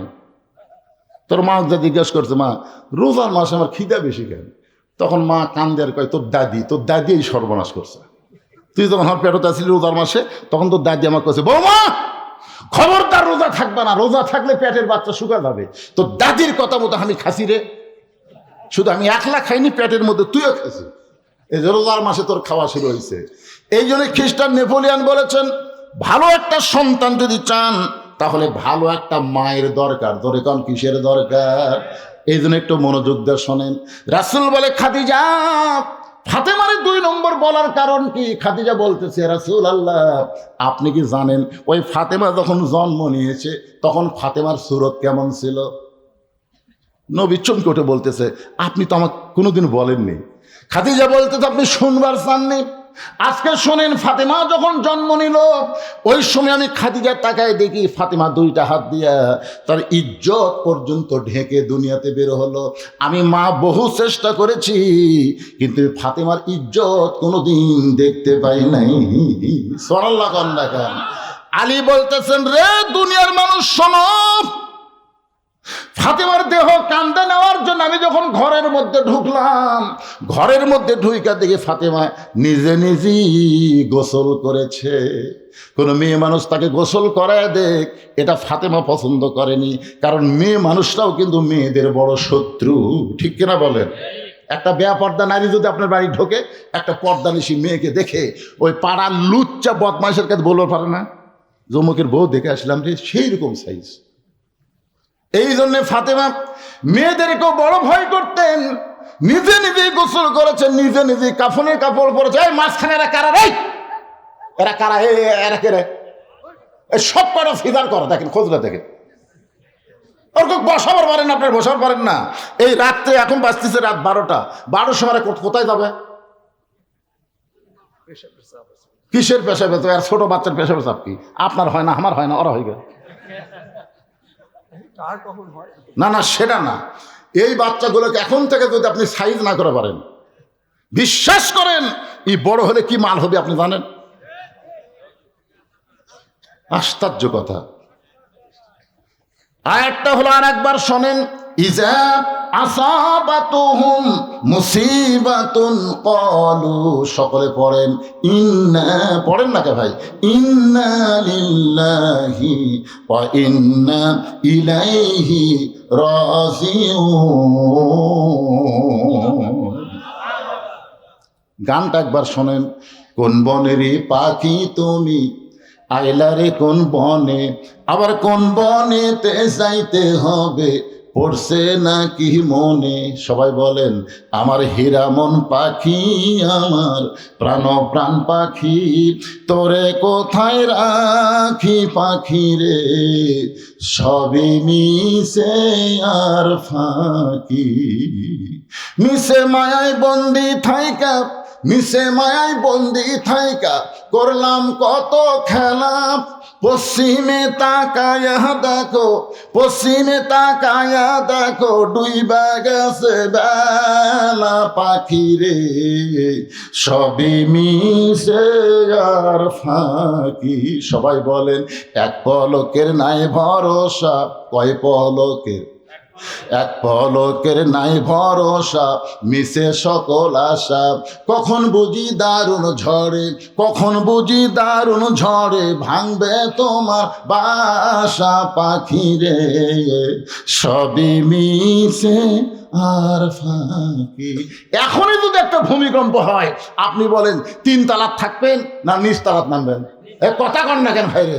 কয়েকদিন আগে ঢাকাতে একটা হয়, ঢাকা দেখতে এত জোরে নামি না হুজুর থাকা যাবি না হুজুর। অনেকে গোরস্থানত গেছে, বাপের কাছে মায়ের কাছে, যে হারে লড়া শুরু হয়ে গেছে। এক পলকের নাই ভরসা, এক পলকের নাই ভরসা, মিশে সকল আশা, কখন বুঝি দারুণ ঝড়ে ভাঙবে তোমার বাসা পাখি রে, সবই মিশে আর ফাঁকি। আলীর চোখ দিয়ে দর দর করে পানি পড়তেছে। ডান পাশে হাসান ঘুম পাড়ে, বাম পাশে হোসেন ঘুম পাড়ে। 2টা সন্তানকে ঘুমের মধ্যে রাইখা ফাতেমা নিজে নিজে গোসল করে, নিজে নিজে কাফনের কাপড় পরে, 2টা সন্তানের বুকের উপরে 2টা হাত দিয়া মাঝখানে চিরদিনের মতন বিদায় নিয়েছে। আলীর চোখ দিয়ে দর দর করে পানি পড়তেছে। এই 2টা সন্তান যদি চেতন থাকতো, তাহলে ফাতেমারে গভীর রাত্রে দাফন করা বড় কষ্ট হইতো। এই জন্য ফাতেমা দেখেন কিভাবে 2টা সন্তানকে ঘুমায় দিয়া, 2 জনের বুকের উপর 2টা হাত দিয়া চিরদিনের মতন বিদায় নিয়েছে। হযরত আলী 2টা সন্তানের মাঝখানে এসে বাজানকে কাফনের মধ্যে নিয়ে ফাতেমার হাতটা ঢুকাইয়া দিয়া, মাথাটা বেঁধে কান্দের উপরে লাশটা নিয়ে দরজায় গিয়ে বলে, হাসান হোসাইন, আমার কোনো দোষ নাই বাবা, আজকে 6টা মাস হলে তোরা নানা নানা বলে কাঁদতেছিস, ঘুম থেকে চেতন পাওয়ার পরে তোরা আমাকে দোষ দিবি বাবা? যেই মা আমাদেরকে আদর করে ঘুমায় দিল, সে মা এখন কোথায় গেল? তোর মা এমন শর্ত দিয়েছে বাবা, তোদেরকে আমি চেতন করবার পারবো না, আমার কোনো দোষ নাই রে, আমার কোনো দোষ নাই। ফাতেমার লাশটা কান্দে করে নিয়ে হযরত আলী জান্নাতুল বাকি গোরস্থানের দিকে যায়। কবরের মধ্যে ঢুইকা বলে, আবু জর কোথায় রে আবু জর, তুই আর থাকিস না। আমার আল্লাহ তাআলা ফাতেমার কবরকে কিয়ামত পর্যন্ত পর্দা করার জন্য আবু জরকে আগে ভাগেই কবর থেকে পাগল বানায়া খেদায় দিছে। হযরত আলী কান্দে করে নিয়ে ওই জান্নাতুল বাকির পূর্ব কোণায় কবরের মধ্যে ফাতেমারে রাইখা চারদিকে তাকায় দেখে কেউ নাই রে, কেউ নাই। রাসূলের রওজার দিকে তাকায় বলে, নবী গো, আপনি 6 মাস আগে দুনিয়া থেকে বিদায় হয়ে গেলেন, আজকে 6 মাস পরে গভীর রাত্রে আপনার মেয়ে, কলিজার টুকরা মেয়ে ফাতেমা দুনিয়া থেকে বিদায় হয়ে গেল। আল্লাহ, আপনি আসমান থেকে আমার ফাতেমার দিকে তাকায় দেখেন, আবার ফাতেমা বড় পর্দানিশী। আল্লাহ, আমি স্বামী হয়ে বলতেছি ফাতেমার পর্দাকে কবুল করে না। এই দোয়া করার পরে হযরত আলী লক্ষ্য করে দেখে সামনে কয়েকটা পুরাতন কবর দেখা যায়। এই মাত্র ফাতেমার কবর দিল, সেই নতুন কবর আর জান্নাতুল বাকির মধ্যে নাই।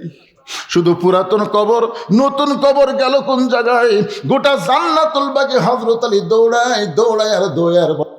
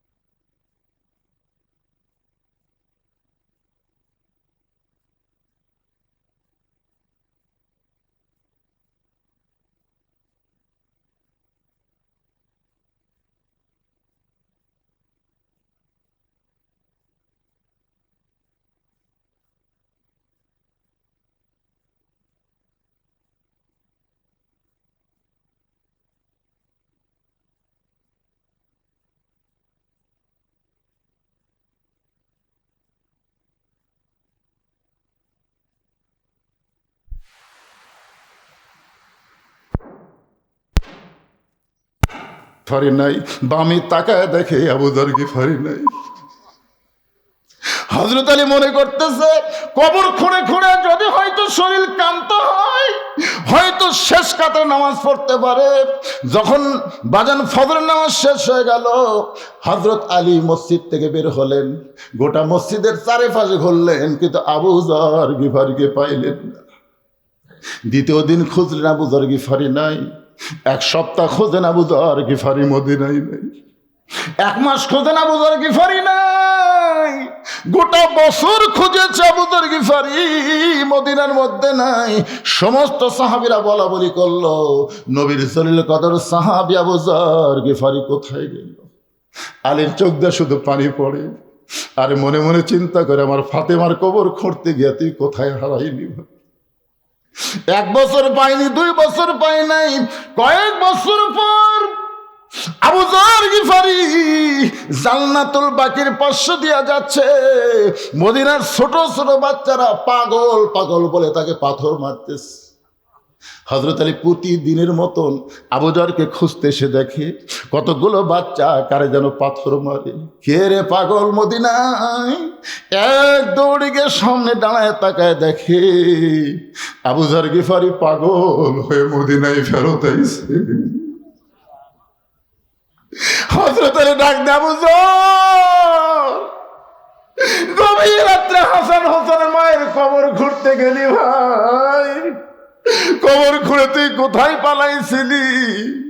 কয়েক বছর ধরে তুই খুঁজতেছি, মসজিদের ভিতরে, মসজিদের বারান্দায়, জান্নাতুল বাকির পাশে তোরে খুঁজে পাই নাই। তুই কোথায় গেছিলি পাগল রে? তুই কোথায় গেছিলি আমার দোস্ত রে, বন্ধু রে? চিৎকার দিয়ে যখন বারবার বলতেছে, আবু যর গিফারি কোনোই কথা বলে না, কি যেন বলবার চাই, নম নড়ে কিন্তু কথা প্রকাশ পায় না। হযরত আলী একটা দেও মুখ করে বুকের মধ্যে বলে, আবু যর, তোর জবানকে আল্লাহ বন্ধ করে দিয়েছে, কথা বল। সঙ্গে সঙ্গে আবু যর একটা কথাই বলে, কবর কবর কবর কবর। 3-4 বার বলে পড়ে গেছে। হযরত আলী লক্ষ্য করে দেখে আর নাই রে। আবু যর গিফারি চিরদিনের মতো বিদায় নিয়েছে। আবু যর গিফারির মাথাখানা উরাতের উপরে নিয়ে হযরত আলী যখন বসে আছে, এমন সময় সাহাবীরা এসে বলে, আলী ভাই, কে তোমার কোলের মধ্যে মাথা দিয়া ঘুমায়? আলী বলতেছে, আয় আয়, সবাই তাকায় দেখ, নবীর জলিল কদর সাহাবী আবু যর শুধু কবর কবর কবর বলে দুনিয়া থেকে বিদায় নেয়। সমস্ত সাহাবী হাঁটু গেড়ে বসে বলে, আলী, এই কবর কি রে? এই কবর কি? আজকে যারা গোরস্থানের মাহফিল আইছেন ভাইজান, যতই বাড়ি গাড়ি সহায় সম্পত্তি করে, আমাদের সবাইকে কবরে যাইতে হবে। দুনিয়াতে বহু টাকা খরচ করে যে বাড়ি তৈরি করছেন ওই বাড়িতে আপনি থাকতে পারবেন না। আর মৃত্যুর পরে যে গোরস্থানে যাবেন, রাসূল বলেছেন 50,000 বছর আপনাকে থাকা লাগবে। গোরস্থানের একটু মাটি বায়না করে রাখ, কখন যেন আসতে পারে তোমার মরণেরই ডাক। এই কবরের কথা শুনে যাদের চোখ পানি ভিজে গেল, একটু কান্না যাদের চোখাইল, আমি তাদের সবাইকে বলবো জীবনের শেষ দান মনে করে এই গোরস্থানের উন্নয়ন কল্পে আপনাদেরকে একটু দেওয়া লাগবে। ভাই দিবেন? কারা কারা দিবেন? আল্লাহকে একটু হাত দেখান তো। 10 পারেন, 20 পারেন, 50 পারেন, 100 পারেন, যে যা পারেন আল্লাহর হস্তে দান করবেন। যাদের বাপ মা হাত নামান, এই ব্যাগ নিয়ে যাও, রুমাল নিয়ে যাও, ভিতরে যাও। যাদের বাপ মা কবরে গেছে 5-10টা মিনিট আমি টাইম দিলাম, এরপর আবার ইন্না লিল্লাহর উপর বাকি কথা হবে। তারপর আপনাদের নিয়ে আখিরি মোনাজাত করতে চাই। বলার সঙ্গে সঙ্গে একজন যুবক 1000 টাকা দান করেছে, আল্লাহ তার দানকে কবুল করেন, আল্লাহুম্মা আমিন। আপনাদের যাদের বাপ মা কবরে গেছে, যাদের বাপ মা কবরে গেছে, আমি তাদেরকে বলবো একটা কোরআন শরীফ বাবদ 500 টাকা গোরস্থান উন্নতি কল্পে দান করবেন। আল্লাহ এই কোরআন দানের কছিলায় আপনার বাপ মার কবরকে যেন আল্লাহ জান্নাত বানিয়ে দেয়।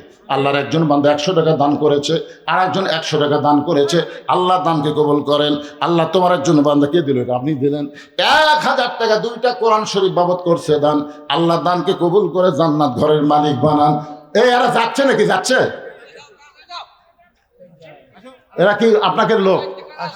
আচ্ছা ধরো গামছা, ধরো ভিতরে গামছা, ধরো ধরো, সবাই দিবে জীবনের শেষ দান মনে করে। মনে করবেন আজকের দান হয়তো আমাদের জীবনের শেষ দান হতে পারে। আল্লাহর হস্তে সবাই দানে অংশগ্রহণ করবেন। বাবার জন্য দোয়া চাই। আমার এক ভাই 500 টাকা দান করেছে, আল্লাহ দানকে কবুল করেন। আর একজন, জি আল্লাহ কবুল করুক, আল্লাহুম্মা আমিন। 500 টাকা দান করছে, আল্লাহ আপনি কবুল করেন। এর মধ্যে কি আছে রে বা? কি আছে? কয় হাজার? আল্লাহর নামে আমি তো চোখের দিকে না, চশমা ছাড়া।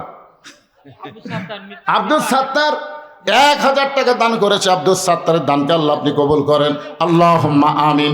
আল্লাহ তোমার একজন বান্দা একটা কোরআন শরীফ বাবদ বাপ মার জন্য 500 টাকা দান করছে, আল্লাহ কবুল করেন। আর একজন দান করেছে 500 টাকা, আর একজন দান করেছে, আল্লাহ তোমার বান্দা 200 টাকা দান করেছে, আল্লাহ দানকে কবুল করেন, আল্লাহুম্মা আমিন। আব্বার জন্য দোয়া চাইয়া ছেলে কত দিয়েছেন বাবা? 1000 টাকা দান করেছে বাবার জন্য। 1000 না তো 1500 টাকা দান করেছে। আল্লাহ বাবার কবরকে আল্লাহ জান্নাতের টুকরা বানায় দেন, আল্লাহুম্মা আমিন। আল্লাহ তোমার আর একজন বান্দা 100 টাকা দেন না কেন, ভিতরে দেন। যারা পারবেন 500, 1000, 2000 অল্প সময়ের মধ্যে দিয়ে আবার মাহফিলে বসবেন। গোরস্থানের মাহফিল সবচাইতে বড় গুরুত্ব হলো দোয়া করা। জোরে কোন কথা ঠিক কিনা? আপনার কি মনে, খালি ওয়াজের মাহফিল না দোয়ার মাহফিল? আপনাদের বাপ দাদা আত্মীয় স্বজন কবরে যায় নাই?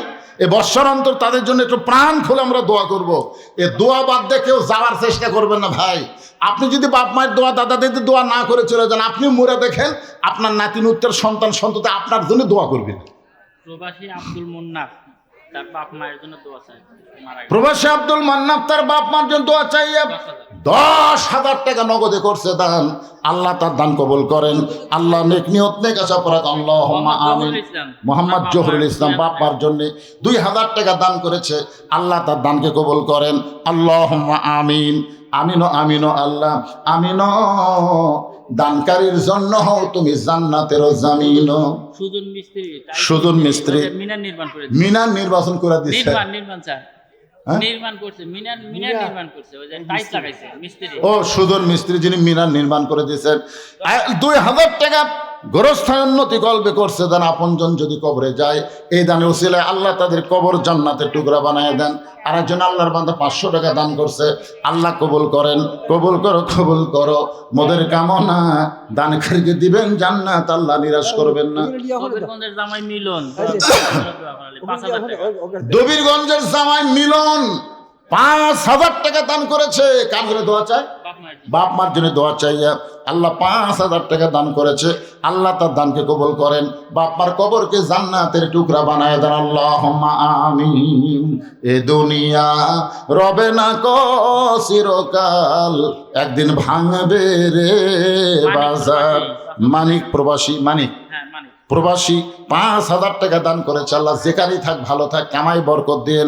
আপনজন যারা কবরে গেছে দানের ওসিলায় তাদের কবরকে জান্নাতের টুকরা বানায় দেন। জোরে বলে আল্লাহুম্মা আমিন। বাবা কান্দে, মা কান্দে, কবরেতে শুয়া, দেখলি না রে দরদের বেটা একবারও 1000 আসিয়া। টাকা এক গাড়ি বালু কবরস্থানে। মাশাআল্লাহ, কবরস্থান পুরানোর জন্য খোকা ভাই, খোকা ভাই। খোকা ভাই 1,000 টাকা বারে এক গাড়ি বালু করলো দান। আল্লাহ খোকার দানকে আল্লাহ আপনি কবুল করেন। আল্লাহুম্মা আমিন। আব্দুল কাদের দান করেছে 100 টাকা। আল্লাহ দানকে কবুল করেন। আল্লাহুম্মা আমিন। একটু সবাই আল্লাহর জিকির করি, লা ইলাহা ইল্লাল্লাহ।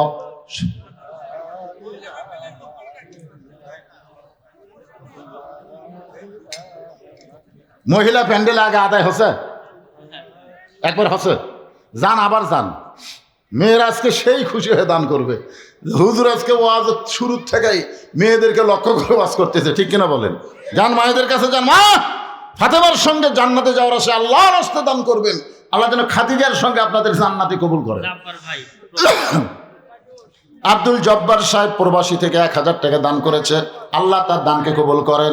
আল্লাহুম্মা আমিন। আপনাকে রে শান্তি নাই বারে, শান্তি নাই, আবার টাকা ঠিক হয়ে যাচ্ছে। গোনেন গোনেন গোনেন। গ্রাম এনডিপি মডার্ন থেকে। মডার্ন থেকে আল্লাহর একজন বান্দা 520 টাকা দান করছে। আল্লাহ দানকে কবুল করেন। আল্লাহুম্মা আমিন।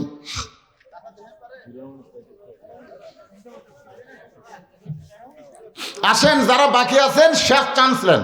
শেষ ভালো যার সব ভালো তার। না প্রকাশ হচ্ছে উৎসব।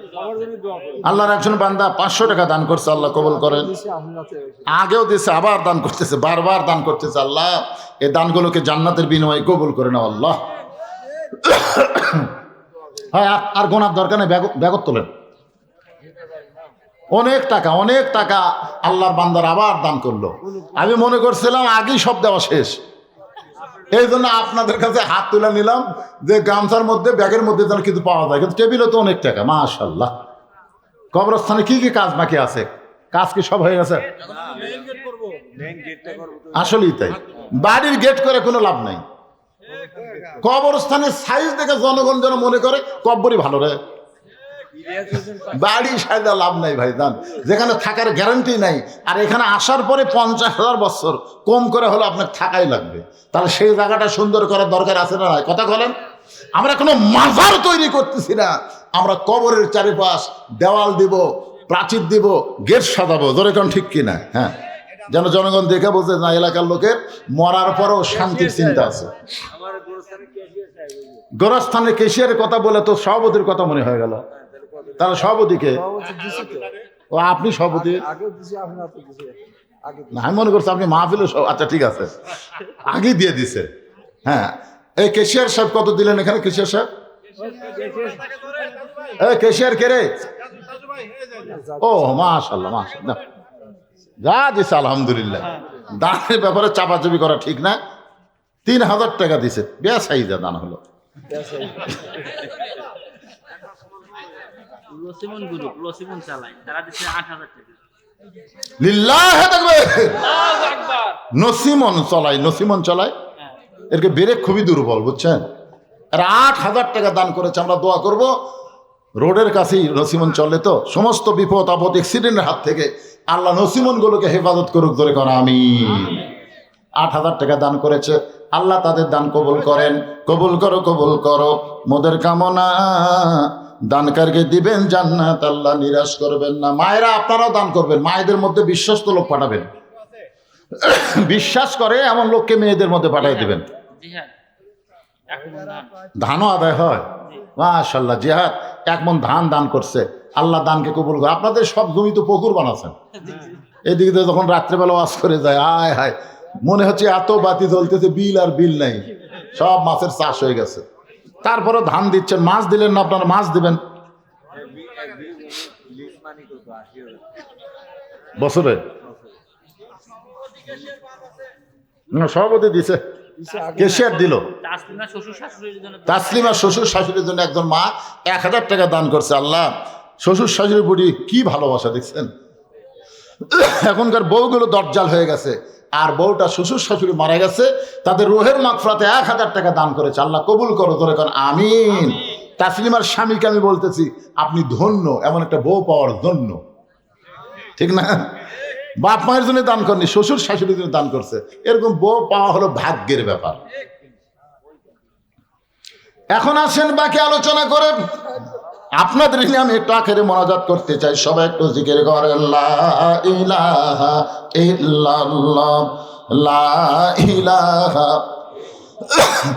লা ইলাহা ইল্লাল্লাহু মুহাম্মাদুর রাসূলুল্লাহ। আল্লাহ বলেছেন, ওয়ালা তামুতুন্না ইল্লা ওয়া আনতুম মুসলিমুন। মুসলমান না হয়ে তোমরা কেউ মরিও না। আমরা মুসলমান যদি মরতে চাই, তাহলে শুধু কোরআনের ওয়াজ শুনলে হবে না, আল্লাহর কোরআনকে জায়গা মতো নিয়ে যাওয়া লাগবে। ধরে কোন ঠিক কিনা? এই কোরআনের মাহফিলে এই জায়গায় যদি কোরআন থাকে, আপনারা বক্তা ওয়াজ করবে, আপনারা শুনবেন, হাসির ওয়াজ করলে হাসবেন, কান্নার ওয়াজ করলে কানবেন।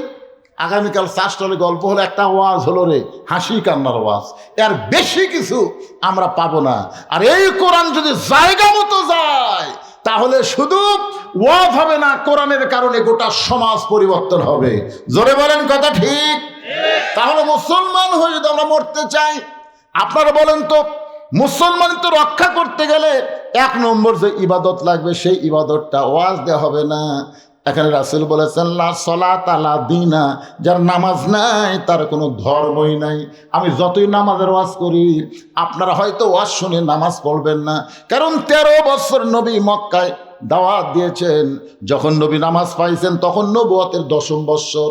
নবী কিন্তু নবুয়তের 10ম বৎসরে 5 ওয়াক্ত নামাজ পাইলেন। নামাজ পাওয়ার পরেও নবী 3 বছর মক্কায় ছিলেন। আল্লাহ রাসূল বলে, আল্লাহ যতবার আপনি নামাজের কথা বলেছেন, প্রত্যেকবারই বলেছেন আকিমুস সালাত, নামাজ কায়েম করো। কিন্তু আমরা গোপনে গোপনে নামাজ পড়তেছি। দাদা নামাজ পড়ে, নাতি নামাজ পড়ে না, স্বামী নামাজ পড়ে, বউ নামাজ পড়ে না, আবার বউ যদি নামাজ পড়ে, স্বামী নামাজ পড়ে না। চামড়া ঢিল হলে আল্লাহর সাথে মিল দেয়, এরকম নামাজ পড়ে তো কাম হবে না। আপনি বলেছেন আকিমুস সালাত, নামাজ কায়েম করো, কিন্তু নামাজ তো মক্কায় কায়েম করা যায় না। আল্লাহ বলে, হাবিব, যেই দেশের নেতা থাকবে আবু জেহেল, আর আপনার মতন ইমাম হবে, ওই দেশে মানুষ নামাজ পড়তে পারবে, কিন্তু নামাজ কায়েম হবে না। যিনি ইমাম হবে তাকেই নেতা হওয়া লাগবে। এখন নেতা মানে কি বুঝতেছেন? আমাকে একজন মোবাইল করে বলতে, হুজুর, ইমামের দাড়ি যদি 1 মুষ্টির নিচে হয়, তার পাশে নামাজ হবে? তা আমি কইলাম, ভাই, আপনি ইমামের দাড়ি 1 মুষ্টির নিচে কেমনি বুঝলেন? আপনি কি মুঠ দিয়ে লাফিয়েছেন? না হুজুর, আন্দাজ করছি। কারণ ইমাম যখন খুতবা দেয়, ওর দাড়ি লড়ে, তো তখন আমি মুঠ দিয়ে চিন্তা করলাম, ওর দাড়ি মনে হয় 1 মুষ্টির কম হবে। তা আমি কইলাম, আপনার দাড়ির খবর কি? আমার নাই। চিন্তা করেন, ইমামের দাড়ি যদি 1 মুষ্টির নিচে হয়, তাহলে তার পাশে নামাজ হবে কিনা, এই নিয়ে ফতোয়া চাচ্ছে। আর আমাদের বাংলাদেশের এক নেতা আর এক নেতাকে জাতীয় ইমাম ঘোষণা দিয়েছে। জোরে কোন কথা ঠিক কিনা? আপনারা বলেন তো, যাকে জাতীয় ইমাম করেছে, জাতীয় নেতা করলে আমাদের আপত্তি নেই, কিন্তু যখন ইমাম কবার যাবি, তখন তো সমস্যা আছে। সবাই মুখের দিকে তাকাবি।